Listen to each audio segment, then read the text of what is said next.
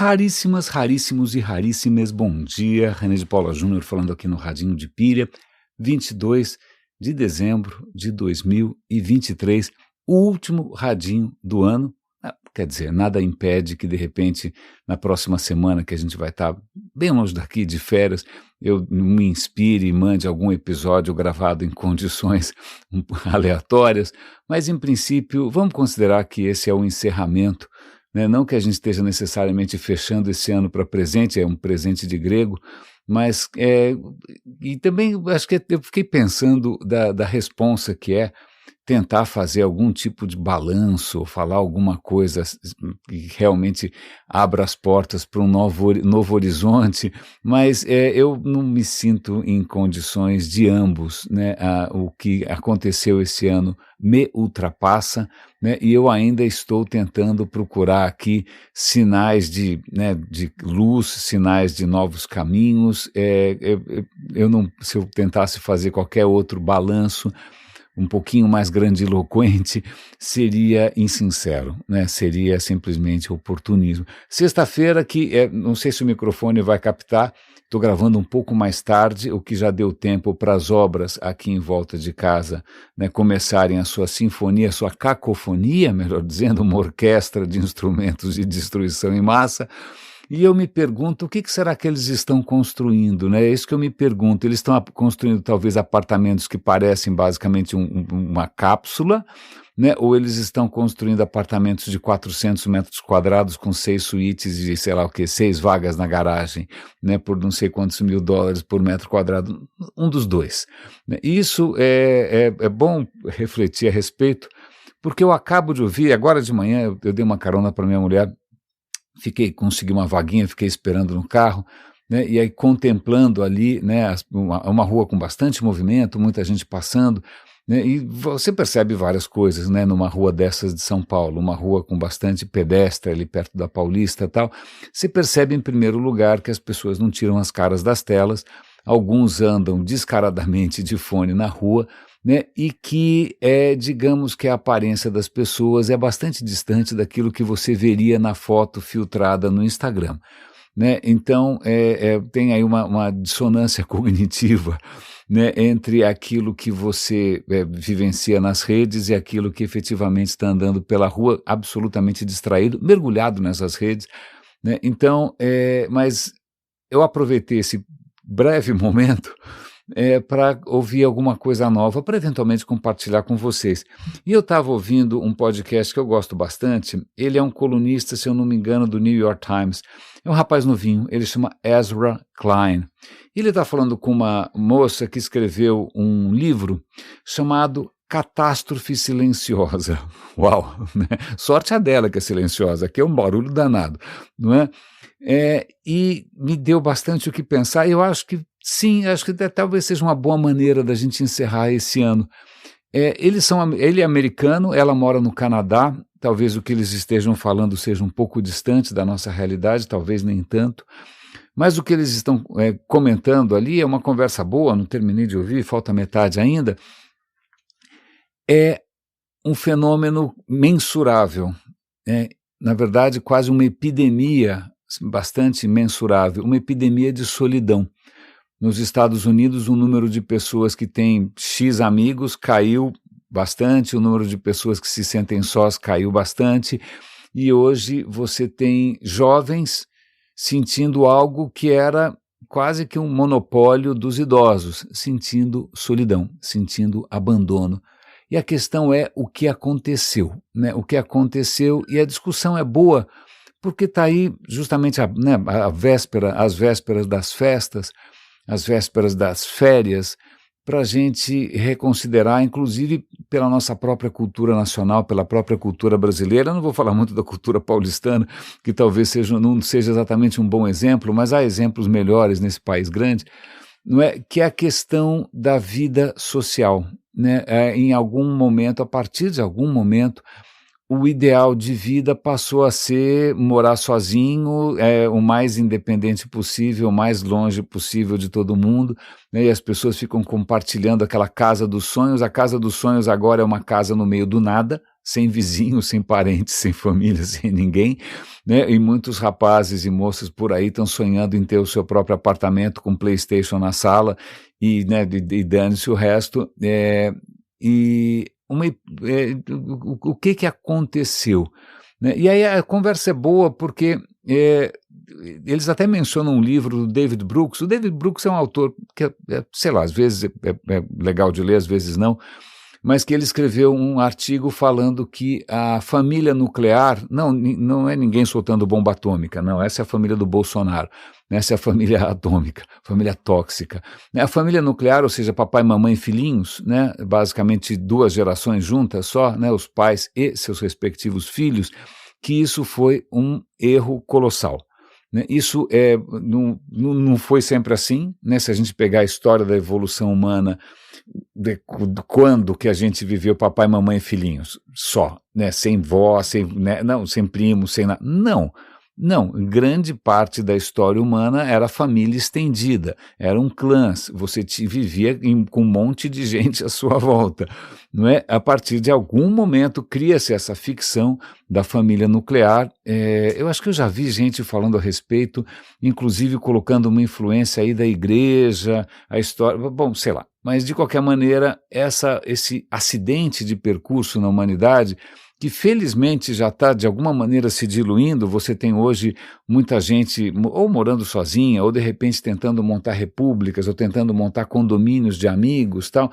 Está começando a diluir um pouco essa expectativa, mas isso se traduziu, inclusive, em tijolo e argamassa.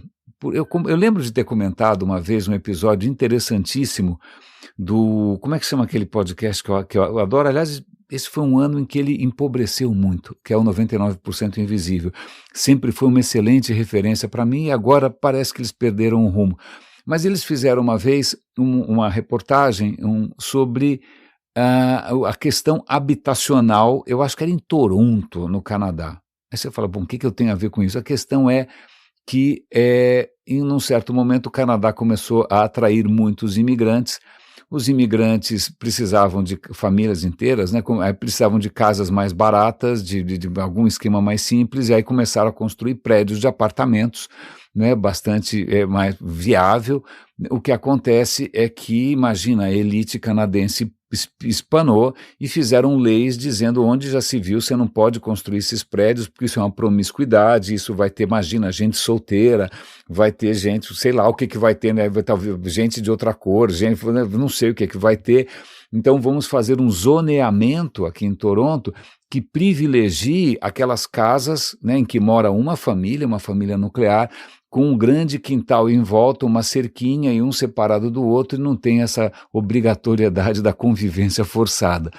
Então veja que isso se traduziu, ok, não só em Toronto, talvez acho que em muitos lugares no Brasil também, nos Estados Unidos, em zoneamento, né, em tipos de condomínio, em tipos de apartamento, em tipos de casas, não é? E que isso promovendo um certo ideal de vida, né, um ideal de vida bastante autônomo, por assim dizer, e que acaba desembocando numa coisa ainda um pouco mais estranha, que é todo mundo sonhar viver como se tivesse 20 anos. 20 anos, o americano, quando chega aos 18 anos, sai de casa, muda de cidade, né, vai estudar em algum outro lugar, e aí o sonho vai morar eventualmente numa república, mas o sonho dele é morar sozinho, sei lá, como num episódio do Friends, alguma coisa assim, com 1 ou 2 amigos, e olha lá.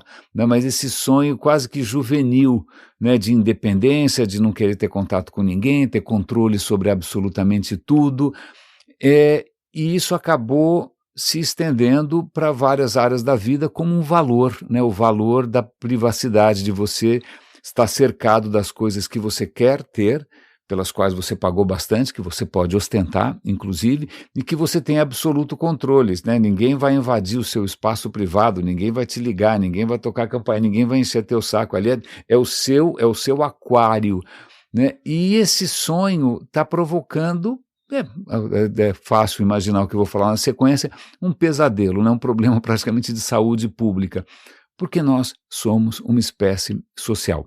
Nós somos uma espécie eminentemente social, né? A nossa felicidade, mesmo uma felicidade inconsciente, uma felicidade quase biológica, depende do contato com outras pessoas, né? Na hora que a gente se isola, surge ansiedade, surge estresse, surgem medos, insegurança, depressão, não é? Então, por que a gente tomou esse rumo e como é que a gente faz para reverter isso?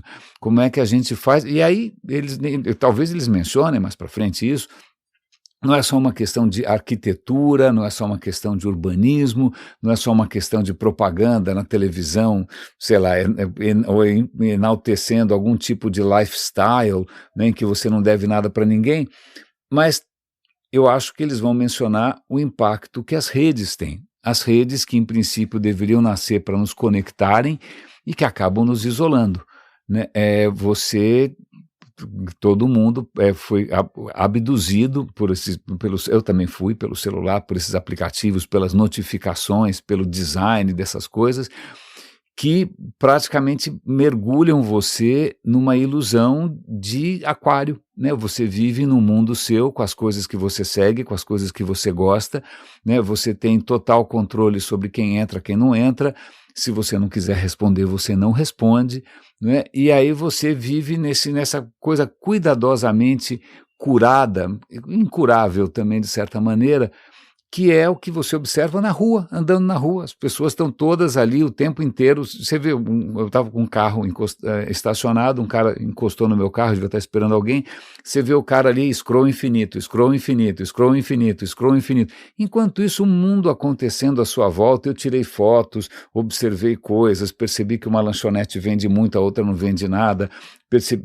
Enquanto isso, as pessoas, quem não estava necessariamente ocupado com alguma coisa, estava vivendo praticamente numa realidade paralela, num metaverso, né? O que é bastante preocupante, não só porque, em princípio, isso não preenche, não satisfaz ninguém. Ela é sociedade de consumo, ela depende da insatisfação perpétua, né? Se alguma coisa te preencher, a sociedade de consumo para, não é? Mas também isso acaba provocando não só uma situação, sei lá, empobrecida, mas a perda de capacidades, a perda de capacidade de interação, a perda de capacidade de conversar, né? Que é justamente o que eu quero fazer hoje, que aliás estou bastante ansioso, bastante feliz, estou realmente com uma expectativa, eu estou muito empolgado, que vai ser conversar com um velho amigo, que é o Alexandre Ungermann. Vocês estão convidados hoje às 15 horas no nosso canal no Telegram. A gente vai fazer um papo raríssimo. Ele não está morando no Brasil, ele está morando fora daqui, se eu não me engano, acho que ele está na Flórida há muitos anos já, mas ele é um velho amigo. Eu estava até procurando umas fotografias. O Radinho de Pilha, esse nome, ele está sendo ressignificado, porque Radinho de Pilha originalmente era o nome de uma comunidade que eu havia criado num grupo por e-mail. Antes de ter Orkut, Facebook, essas coisas, você conseguia criar comunidades na base do e-mail, era um grupo de e-mail, por assim dizer, né? Eu tinha criado o Radinho de Pilha, ele foi bastante importante para mim, acho que espero que para muitas pessoas, por 7 anos, basicamente de 2003 até 2010, fiz muitos amigos, né? Muita gente do mercado interativo passou por ali, era basicamente gente do mercado de digital que estava começando, e foi ali que eu conheci o Alexandre. E o que eu fazia de tempos em tempos, para que esse grupo não ficasse uma coisa muito abstrata, eu fazia uma coisa chamada tete a tete, né? Eu promovia o quê? Encontros. Gente, é o seguinte, vamos nos encontrar, mesmo quem não se conhece, tanto faz, vamos nos encontrar nessa pizzaria ou nesse bar. E fizemos inúmeros tete a tete, excelentes lembranças, e tenho fotos, inclusive eu já tinha câmera digital desde, sei lá, 2001, não sei, né? E encontrei algumas fotos desses tete a tete com o Alexandre, e hoje vai ser um tete a tete, infelizmente virtual. Espero que eu consiga revê-lo. Essa foi uma semana, inclusive, bastante prazerosa para mim, porque a semana anterior também, porque estou voltando a rever amigos, inclusive por acaso. De repente você vai em algum lugar e encontra amigos velhos do mercado, gente que você trabalhou junto, não é? E isso tem duas ressonâncias interessantes com tudo que eu estou falando agora, porque hoje vocês devem estar passando por isso. Se você quiser conversar com alguém, é praticamente uma tarefa para o ChatGPT, para alguma inteligência artificial avançadíssima, porque tem que compatibilizar agendas, que é uma coisa para a NASA. Então você tem que ficar, não, essa semana sim, não, que tal às 3, não, às 4, aí no fim, 3 semanas depois, aí quando chega 3 semanas depois, finalmente alguém cancela e vai de novo. Nossa, tem amigos que eu estou nessa esgrima de calendários faz mais de ano e que eu não consigo ver, não é? E essa conversa do Ezra Klein menciona uma coisa que é um termo em inglês muito interessante, que é hang out. Hang out é simplesmente sair com as pessoas, é estar junto, né? É não fazer nada, juntos, de preferência. Que eu acho que foi a história da minha adolescência, espero que tenha sido a história da adolescência de vocês também. Tinha lá um bando de amigos que a gente se encontrava. Fazia o quê? Sei lá, nada, besteira, passeava, conversava, jogava a conversa fora, né? Mas não era alguma coisa que tinha, como diria um coach moderno, um objetivo, né? Que tivesse métricas, que tivesse Key Performance Indicators. Não tinha KPI nenhuma, era simplesmente para encontrar os amigos, simplesmente ficar junto, né? Isso foi, felizmente, a história da minha adolescência urbana, né? Isso podia não ter acontecido, porque eu sou uma criança de apartamento bastante solitária, mas felizmente na minha adolescência a gente mudou para um prédio que tinha um bando de outros adolescentes, e isso me tirou um pouco dessa coisa asfixiante da família nuclear, não é? De novo, realmente a ficção da família nuclear não é uma ideia das mais saudáveis, né? Mas eu fico, aliás, hoje eu convivo com gente que teve a vida inteira essa noção de família estendida, né? Primos, avós, todo mundo morando junto, Natal com um monte de gente, e você percebe o quanto isso é saudável, né? Mas voltando a essa noção do hangout, essa noção de simplesmente você se encontrar sem ter nada, nenhuma agenda específica, não precisa marcar horário, não tem horário de saída, não tem horário de entrada, isso não só faz bem, como isso requer e desenvolve habilidades, desenvolve a habilidade de ouvir, desenvolve a habilidade de inventar, desenvolve a habilidade de, sei lá, de entrar em acordo, de criar compromissos, de fazer planos juntos, ou de entender o outro, ou de não pisar em ovos, eu pisar em ovos, quer dizer, né, novos relacionamentos experimentais, tudo é possível quando você abre essas possibilidades, porque simplesmente não existe um objetivo específico a não ser estarmos juntos, e isso está se perdendo, o que é uma pena, e eu espero que a gente consiga reaprender isso, né, que a gente consiga,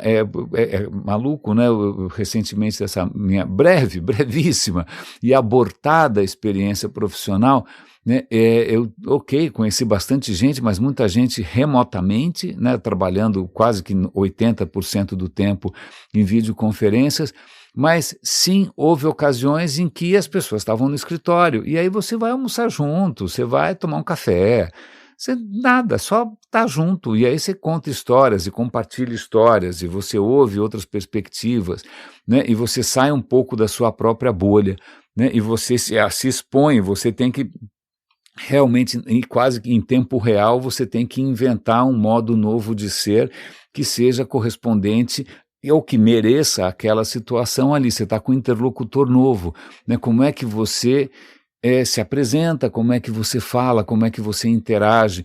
E isso são habilidades que tudo indica que, em princípio, estão se perdendo, né? Ao longo desse ano, eu contei inúmeros episódios em que eu fiquei bastante chocado com crianças com tablet na cara e o fone de ouvido com noise cancelling, né, com cancelamento de ruído, por 6 horas deitadas num sofá, numa casa perfeitamente equipada para travessuras e aventuras infantis, com quintal, piscina, cachorro, diabo.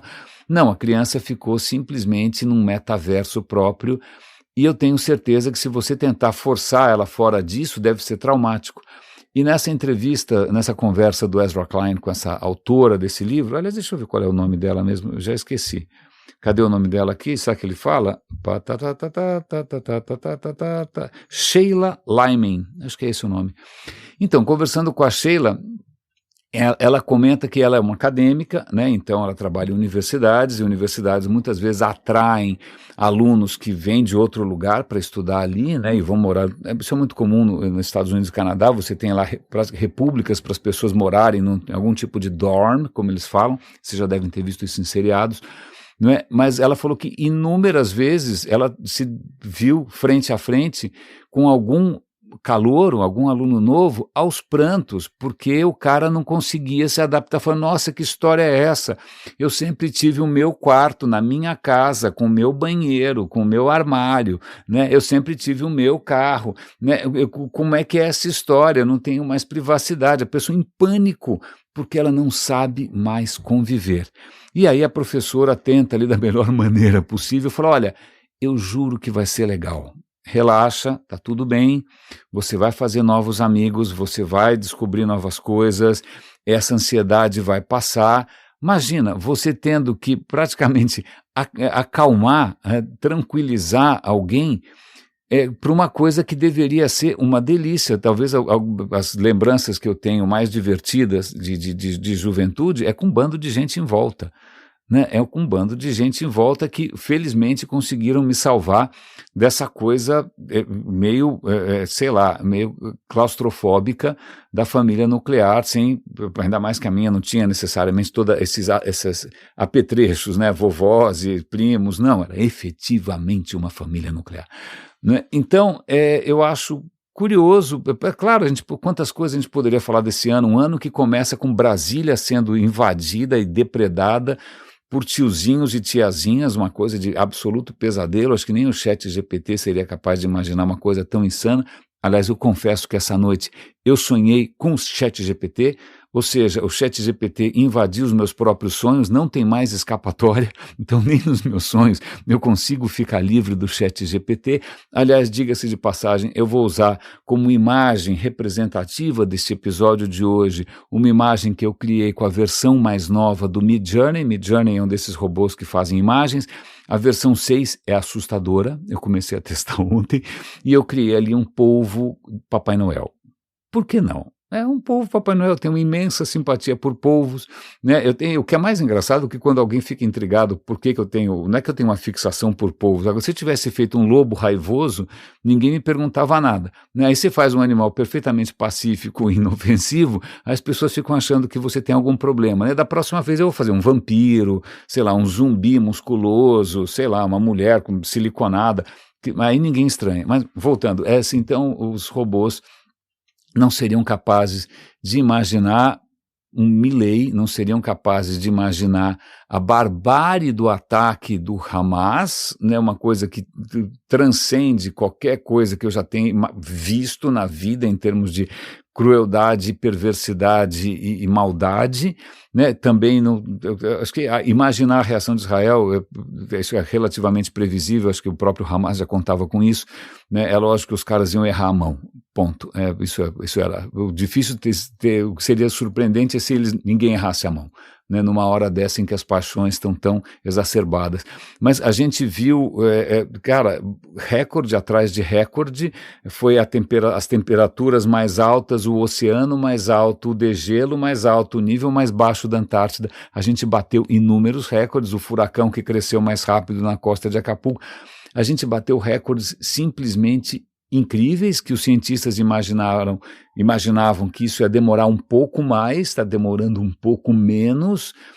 Então, do ponto de vista climático, o ano acumula uma série de notícias preocupantes, sobretudo porque outro recorde é a produção de gases de efeito estufa. A gente olha lá a linha, ela cresce como se não houvesse amanhã, está crescendo em linha reta, né? Apesar de tudo, apesar da consciência que, né, a gente está tentando despertar, esse modo de vida, o consumismo, a gente não consegue abrir mão, dos privilégios, não consegue abrir mão, sei lá do que, das metas, dos bônus, e a gente continua queimando petróleo feito uns loucos.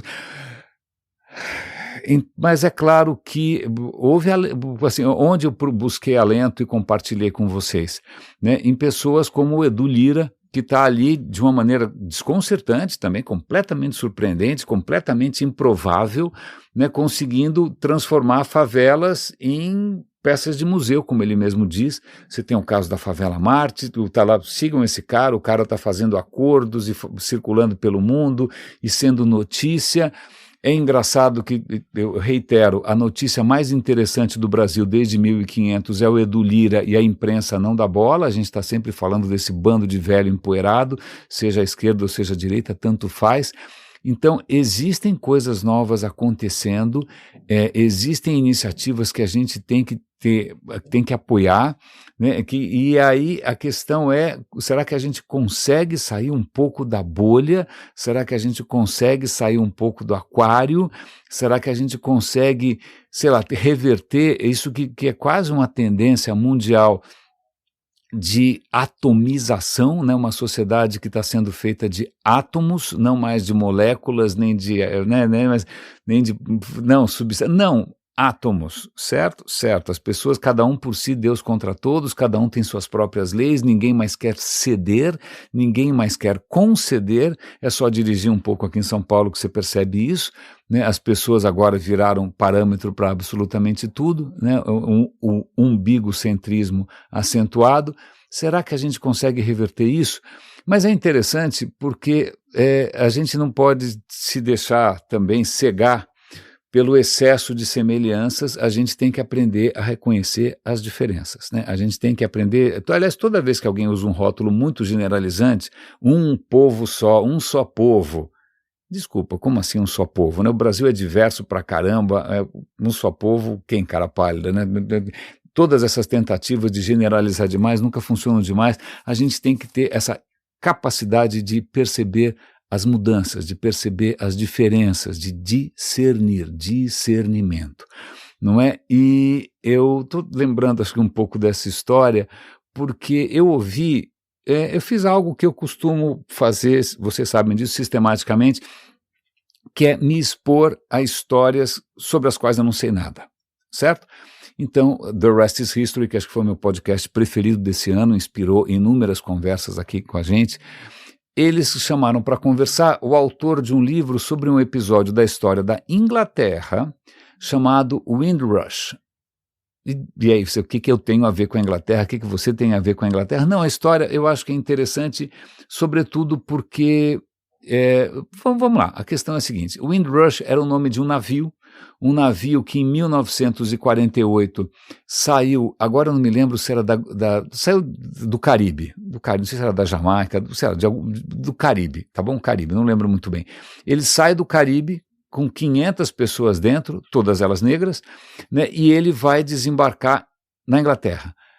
Aí você vai falar, e daí? A questão é que isso foi muito engraçado, porque eles até reproduzem a comunicação que foi feita na época. Ele falou, é o seguinte, estamos chegando aí na Inglaterra, né, com um navio com 500 caribenhos e pronto, eles vão desembarcar aí para viver na Inglaterra. E a resposta foi, não, pelo amor de Deus, calma, como assim 500? A gente não tem onde acomodar, a gente não tem emprego para esses caras, a gente não tem, pelo amor de Deus, que pânico. Não, mas o navio efetivamente atraca, desembarcam ali caribenhos super arrumados, com roupa de domingo. O cara até fala que, olha, a roupa que estava todo mundo vestido, o autor dessa história é um descendente dessa geração, é o que eles chamariam de roupa de ver-Deus, né? A roupa do domingo na igreja, né? Estava todo mundo super bem vestido, veja, não eram imigrantes fugindo de alguma situação desesperada, não eram gente miserável, era gente querendo construir uma vida nova,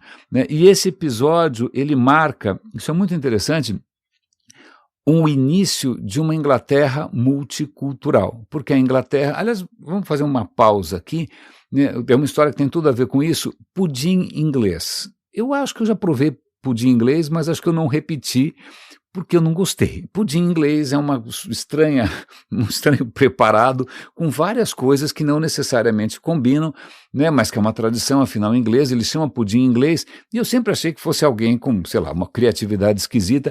Não, o pudim inglês era simbólico do Império Britânico, porque para você fazer o pudim inglês, você usava ingredientes de todo o Império Britânico. Canela do Ceilão, sei lá o quê, gengibre não sei da onde, rum da Jamaica, né, frutas que vinham não sei da onde. Então, aquilo era praticamente um mosaico, em princípio comestível, hashtag só que não, né, da diversidade do império. Mas veja, isso sob uma perspectiva de exploração, né?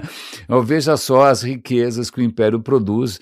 Então, com essa história, com esse desembarque dos caribenhos na Inglaterra, não sei se era Jamaica, agora, puxa, eu esqueci. Isso começa uma nova era na Inglaterra, que era um país que tinha praticamente um sistema de castas, ainda tem um enorme preconceitos sociais, etc. e tal, né? Mas aí começam, os cidadãos do Império Britânico começam a voltar para a matriz. Né? E aí o rapaz até comenta, falou, olha, se a gente pegar vários países que têm, sei lá, miscigenação, e aí ele cita o Brasil, faz Estados Unidos, Brasil. Ok, você tem muita gente miscigenada, mas não necessariamente essa miscigenação foi voluntária. Não é? No começo, digamos que, sei lá, se tinha escravizados e esses escravizados foram abusados de todas as maneiras. Se tinha povos originais que foram abusados de todas as maneiras. Então, se tem uma boa parte da miscigenação ali, é uma história não necessariamente de amor. É lógico que depois, né, o Brasil tem uma tolerância altíssima com relação a casamentos mistos. Né? Aqui em São Paulo, imagina, é uma análise combinatória de todos os DNAs do mundo. Né? Todo mundo casando com todo mundo voluntariamente. Mas originalmente, convenhamos que a nossa história não é tão bonita assim. Mas aí o que ele comenta da Inglaterra, fala, olha, hoje na Inglaterra você tem uma quantidade gigante de pessoas que se definem que são de casamentos mistos, e casamentos mistos que são voluntários, ou seja, amor, gente que decidiu se casar com outras etnias, não é? E que não se definem necessariamente como negros, se definem como raça mista, sei lá. Não tem essa questão identitária americana que infelizmente está ficando aqui no Brasil, né, que se você tiver um pouquinho, né, não, eu sou absolutamente negro versus não sei o quê. Não, né, ele tenta mostrar o que aconteceu na Inglaterra como uma coisa exemplar, uma coisa a ser reconhecida, né, e não é uma coisa que eles ostentam muito não, né, o quanto eles conseguiram absorver, é lógico, com alguns atritos, com problemas, o pessoal do Caribe, o pessoal do Paquistão, a turma da Índia. Vale lembrar que o primeiro-ministro da Índia, né, da Inglaterra, é asiático. Não é? Então, essa absorção numa sociedade multicultural é um fenômeno interessante. E um dos símbolos disso é essa chegada do pessoal do Caribe, e ele deixa muito claro, olha, o pessoal que veio para cá, nesse primeiro navio, no Windrush, eram basicamente rapazes, muitos rapazes. Eles se consideravam cidadãos britânicos. Naquele momento, todo cidadão do Império era um cidadão britânico, não precisava de passaporte, não precisava de visto.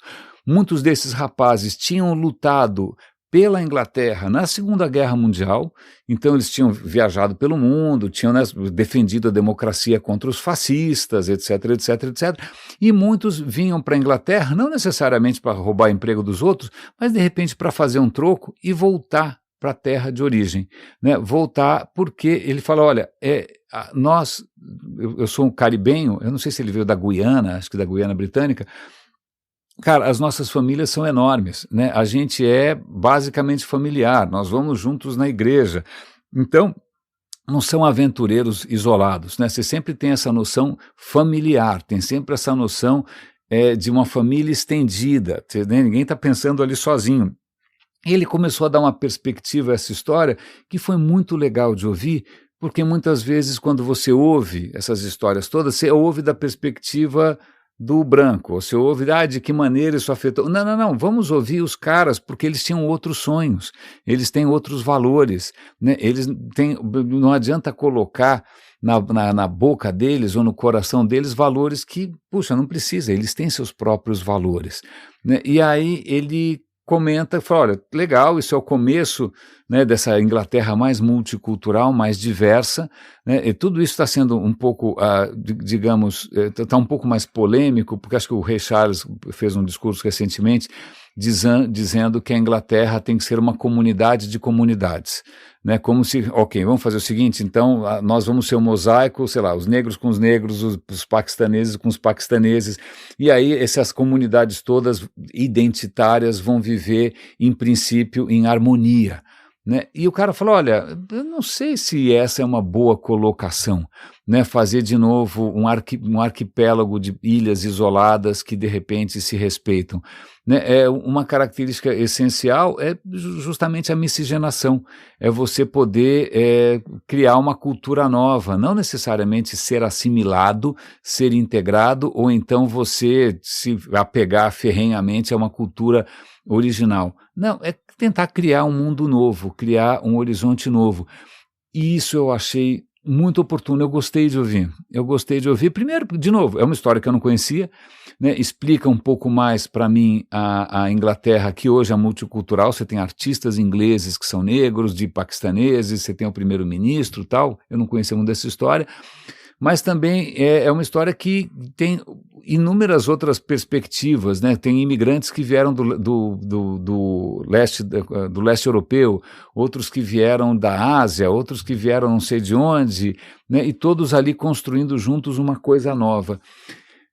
Mas acho que o que eu gostei mesmo foi ouvir alguém que tem, se percebe pelo sentimento, pelos valores, né? Pela postura, uma questão menos individualista, né, menos atomizada, né? O cara está se preocupando em como as coisas se combinam, o cara está se perguntando como que as coisas convivem, né? O cara está se perguntando como que nascem coisas novas a partir da diversidade.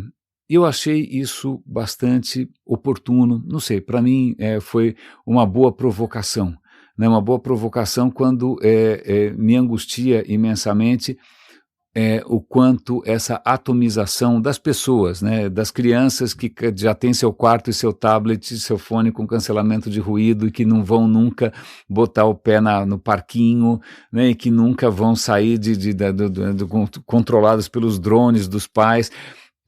Eu me preocupo até que ponto o Brasil pode escolher um caminho ou outro, ou a gente pode resgatar essa coisa que sempre foi mais latina, que sempre foi mais nossa, uma coisa um pouquinho mais coletiva, um pouquinho mais social, menos trancada em quatro paredes, né? Menos querendo comprar automóveis SUV, né? Menos sonhando em ser um influencer que não depende de ninguém, né? Menos sonhando em ficar exibindo seu padrão de consumo nas redes sociais, e é uma mentiraiada toda. Quando você vai ver o cara na rua, o cara está todo largado. Mas, bom, pois bem, é uma grande digressão, agradeço a vocês pela companhia, pela paciência, aliás, pelo carinho esse ano todo, pelo apoio de tantas pessoas. Recebi ontem um presente do Renato Cecchettin, muito obrigado, me deu um livro justamente sobre democracia, do Augusto de Franco. Vou ler, né? É mais importante do que nunca a gente recuperar a fé na democracia, na convivência, na diversidade, né? Parar de ter esses sonhos de, sei lá, Mileis e Trumps e Bolsonaros e Lulas e seja lá mais quem for, Stalins, né? E tentar recuperar uma coisa mais civil, né? Mais brasileira, mais social, em que a gente simplesmente reaprenda a arte de estar junto, de sair por aí sem objetivos, sem métrica, sem ter que marcar horário, né? Que a gente aprenda novamente a dar risada em torno de nada, né? Que a gente simplesmente usufrua e goze, boa palavra, e goze o prazer de estar junto, em boa companhia. Então, esse ano que se encerra, eu adoraria que esse ano se encerrasse e que tudo que tem, todas as coisas de ruim aí voltassem para a caixa de Pandora, né? Eu adoraria que, na verdade, esse fosse, né, não a continuação de uma tendência ruim, mas o começo de novas ideias. Então, por favor, vamos recuperar, né, essa alegria de simplesmente reconhecermos que estamos todos vivos, somos todos contemporâneos, né, e que essa fecundidade só vai nascer justamente disso, né, da gente recuperar a noção de que a nossa vida é um jardim, né, que a sociedade deveria ser um jardim com diversidade, com plantas diferentes, com cruzamentos, com não sei, são essas coisas que me movem, espero que inspirem vocês também, espero que a gente consiga resistir a essas forças, né, a essas forças que infelizmente estão nos afastando cada vez mais, que a gente está desaprendendo a arte simples de ser, né? Ser, de conviver, ser junto, estar junto, né? E que a gente desencane um pouco do ter e do querer. E, opa, está tocando aqui o telefone, é uma boa hora para a gente começar a pensar em encerrar o episódio. Muito obrigado pela companhia, aguardem aí talvez algum episódio surpresa vindo, quem sabe, por que não, do próprio Caribe. Um grande abraço, agradecidíssimo e até ano que vem.